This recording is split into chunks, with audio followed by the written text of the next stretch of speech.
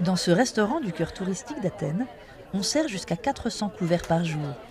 Malgré ses 16 employés à temps plein, la propriétaire, Eleni Filiou, fait face à de grosses pénuries de main-d'œuvre.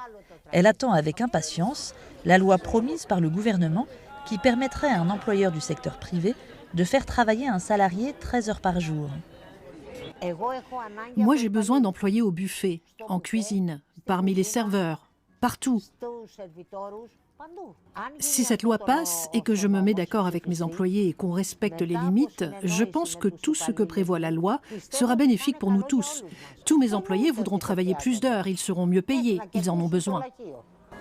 Les autorités assurent que les heures supplémentaires seront majorées de 40% au-delà de 8 heures par jour, mais aussi que la limite de 48 heures de travail par semaine, préconisée par l'Union européenne, sera respectée.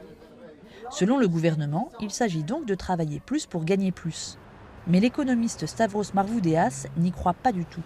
Pour lui, depuis la crise des années 2010 et les plans d'austérité qui se sont succédés, la tendance en Grèce est au contraire de travailler plus pour gagner moins.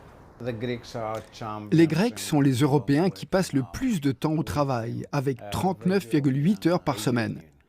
Et depuis 2007, il y a eu en moyenne une diminution de 25% des salaires. Donc l'augmentation du temps de travail va de pair avec la diminution des salaires. Dans les secteurs en tension que sont le tourisme et la restauration, les syndicats craignent que les salariés ne soient exploités.